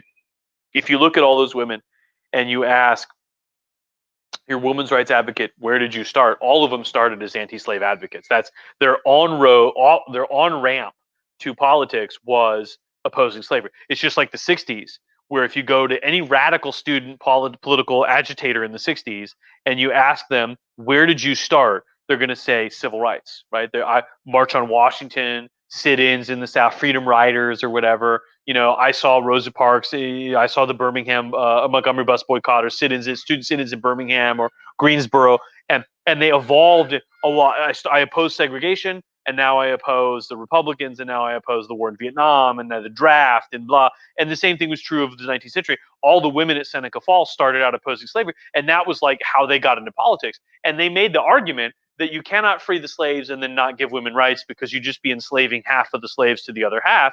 And a bunch of anti-slave advocates thought that is some really deep shit that you are selling. I mean, that's a holy shit. You're right. And half of them said, give me a break, women voting, that's bullshit. Right? And my favorite anti-slave advocate is William Lloyd Garrison, who was invited to the Worldwide Anti-Slavery Conference in London, England. And he went with the Grimke sisters from South Carolina. And they refused to let the Grimke sisters speak because you can't let women up on a stage in a room full of men. What are they, whores? I mean, that's just, we don't do that shit. This is England. This is a civilized country, right? It's getting real upstairs. Yeah, Tim's going up there. He's gonna handle it. And so the Grimke sisters were not allowed onto the stage, and as a consequence, Garrison refused to speak. He said, "I won't accept an award or speak if you will not let my fellow anti-slave advocates also speak." And so he sat in the audience, and when they recognized him, he stood up and waved and then sat down, and he didn't speak. And the Grimke sisters were allowed to take the stage, but if they did not speak, and they stayed behind a curtain so as not to offend the Senate. And so, yeah, if you go back and you look at all the women, they had this whole thing where they started as anti-slave advocates, and they pointed out that basically anti-slavery and feminism are the same. Treating a woman differently because she's a woman and treating a black person differently because they're black, it's like the same thing, right? What we would today call the intersectionality of feminism and anti-racism, right? And yet that did not prevail, right? As Tim asked about whether or not any of these guys really had a conceptualization of politics as being a space for men and women, I don't think that many of them did. Women voting was just viewed as so foreign, right? And it wasn't until the 20th century that most major democracies allowed this to happen. France, of course, French Revolution was a little bit more okay about gender, but in England, we're just going to ignore whatever's happening off camera. In England, women didn't get to vote after a somewhat violent campaign of civil disobedience, where they were like setting fire to post office boxes and chaining themselves to desks in Parliament. And one lady jumped onto the racetrack at the big Derby horse race and got pulled under the horses and killed on camera. You can watch footage of it on YouTube. You can watch on Wikipedia. They have film of her grabbing the bridle of the horse and just getting immediately pulled under and killed. And so, I mean, it was some serious business. And so, yeah, I don't think the idea of gender featured in any of this. It was seen as that's just insane. Yes. Chris Miller touches on the topic of removing Confederate monuments in the way that the monuments are taken down in New York City, but I feel like talking about the Confederate monuments is actually a good. Yeah, I mean, that's a lot of just so during the Jim Crow period, and to support this conception of the South as being the Southerners and the Civil War as being this honorable thing, they fought for their country, they fought for their people. It's there was this discussion about putting up monuments, and the UDC did a lot of these things. There was a company that made the monuments, and they made a generic bronze statue of a Confederate soldier, and you could customize the head to look like a person. You could pick how the head would be, and they would ship it to you. And so a lot of Southern states erected monuments to the Civil War. A lot of them erected monuments to Confederate soldiers. Some of them are graves to soldiers. Some of them are like monuments to unknown soldiers. Some of them are like generic kind of commemorations of the Confederacy. Some of them are monuments to specific people: Jefferson Davis, Robert E. Lee, Stonewall Jackson, Jeb Stuart. What's that? Hemming Plaza is yeah. There's in St. Augustine. There's two. There's one that's a grave of the unknown soldier. Like it's for all the guys from St. Augustine that served, but another was an actual grave of a guy who was from who lived in St. Augustine and was a Confederate general. And when he died, they buried him and they put like a Confederate flag and a monument there. It's complicated because the grave is owned by, it's on private land, but the generic monument to the like guys from St. Augustine who served is in a public park, if I remember correctly. Yeah. And so a lot of these monuments went up. Most of them went up in the 1890s. A lot of them went up as late as the 1950s and 60s, which you got to stress. And so when people say, well, this is our heritage, and they were commemorating, it's like, I mean, in the 1890s, it was 30 years after the end of the Civil War. By 1950, it was 90 years after the end of the Civil War. And so you have to understand these monuments in the context of a concerted campaign to reassert the values of the Confederacy, white supremacy, and the sort of pro-slavery, pro-South agenda in the face of the growing civil rights movement. In Jacksonville, for a long time, there was Nathan Bedford Forrest High School. Forrest was one of the first leaders of the Ku Klux Klan and a slave trader from Mississippi. They established a new high school in the mid-50s in Jacksonville, and they named it Nathan Bedford Forrest High School, which was a deliberate FU to the Supreme Court, which had just ruled that you had to desegregate high schools. So they built a new high school. It would be racially integrated, and they named it Nathan Bedford Forrest. It would be like building a high school for Jewish kids and Gentile kids to go to and naming it like Joseph Goebbels High School. It was a deliberate insult. And Forrest didn't have anything to do with Jacksonville, Florida. He never came here. He was from Mississippi. There's no fighting in Florida that he was participated in. It was just the most racist pro-Confederate name they could think of. And so in the past decade or so, there have been really serious calls to remove a lot of these monuments, and a bunch of them have come down. Mitch Landrieu, the mayor of New Orleans, removed a Robert E. Lee statue. They put a bunch of them away in Charlottesville and in Richmond, Virginia, which is surprising. Richmond has a whole statuary plaza, which is full, like a street that's got all these statues of the Confederates. There are a number of them in Statuary Hall, which is the former House chamber in the capital of the United States. Every state can put two people from their state. Not every state has elected to do so because not all states have important people that come from them, like North Dakota. They just don't. And some states have chosen abominably awful people that are not important, and other states have put ugly statues. But a bunch of Confederate states have actual Confederates who fought against the U.S. government in Statuary Hall. And there have been calls for them to remove them. Right? How could you have a traitor to the government in the government's building? It says who lost the war above all. And so, yeah, that there has been a discussion about it. And then in a way, the spread of this new thinking about the Civil War in the 60s has sort of finally percolated down to the level where even ordinary people have argued that putting former not academics, right? Like not history teachers or not historians or whatever, but even the average American on the street can sort of appreciate the argument that like these statues don't represent what the Southerners said they did, which is the sort of glory of the Confederacy. They're instead a deliberate monument to these sort of institutions that really were sort of very violent and suppressive of Black people's rights, right? And so, yeah, I mean, you can't look at the statues in anything other than that context, right? I mean, they were put up to sort of sell this narrative of the Civil War as being good, and also in like with Forest High School as a deliberate sort of poke in the eye to African Americans who were trying to fight for their citizenship at the time, right? So do we have any more questions? Okay, sure. Yeah. Stephanie comments that the grave, has been dug up. Like I said, they have voted to relocate that monument. Chris Miller mentions the argument that soldiers were grandparents and therefore are veterans, which I'm going to No, they were in 1960. No, I know that he's stating a fact, but Chris Miller mentioning it right there. Yeah. In the 60s, the Senate and the Congress voted to make all Confederate veterans American veterans, which is, they did it, but it doesn't necessarily mean they should have done it. Right. But yeah, and the VA, the surviving pensions being paid to Confederate widows and whatever, they honored. Okay, but then Teresa also asked the question, was British support for the Confederacy solely based on the surrounding Union, or was there really economic incentives for both? It was both. The British depended on cotton from the Confederacy to power the Industrial Revolution that was undergoing in England. All the textile mills full of workers depended on Southern cotton to have raw materials. So they depended on that, but also the pragmatic kind of realpolitik view of the Civil War for the British was that you would rather have two weak Americas that would fight each other than one strong America, right? What killed British support for the Union or the Confederacy was three things.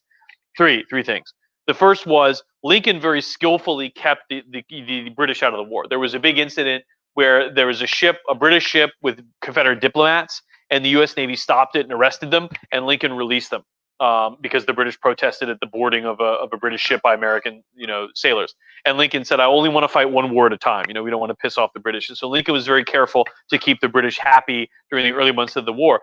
The second thing is the Confederacy decided to boycott the British markets. What was that? That was my mom's snapback for trying to have a video call. Oh, okay, or not.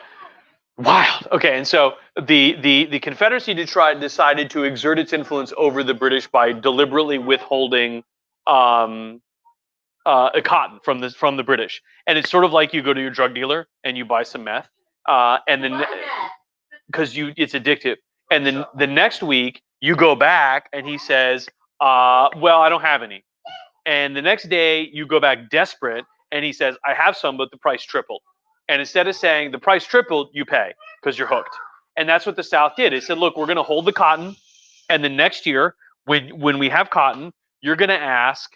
Well, can you buy our cotton? And we're going to say yes or the next year, the British are going to say, can we buy the cotton? And we're going to say yes, but the price went up, and also the price includes you have to support us in the Civil War. And it didn't work. The British didn't. It's no fun discovering that somebody has their hands wrapped around your testicles and they like to squeeze. And so the British decided to look for someplace else to grow cotton, and they discovered, hey, let's have some calm, or dial it back. And so the British discovered that you can two areas that they had a significant amount of influence were Egypt and India, both of which you can grow cotton in. And so they don't need the South. And so part of the reason the economy of the South just was destroyed after the Civil War was that the predominant Southern export, cotton, was no longer of any value to the British. But yes, the other reason was that the British had this sort of realpolitik concern. But on the other hand, the adoption by the Lincoln administration of the Emancipation Proclamation made British support for the war contingent upon also supporting the institution of slavery. So if the British intervened in the war in 1862 or 1863, they would have been tacitly or openly supporting slavery, which they were not really interested in doing. That was not something that the British were willing to do. The British public would have never accepted that. And so Queen Victoria abandoned it. The Parliament never took it. And so there was covert support for the South. There were merchants that supplied the South with weapons and so on. I'm going to mention the book. That's a good book about it. If you like movies, a few years ago, a woman named Amanda Foreman wrote a book called The Duchess about the Georgiana, the Duchess of Devonshire. This starred Keira Knightley was the Duchess, and it was a good book. It was a really good book about Georgiana, very important 18th century British political figure.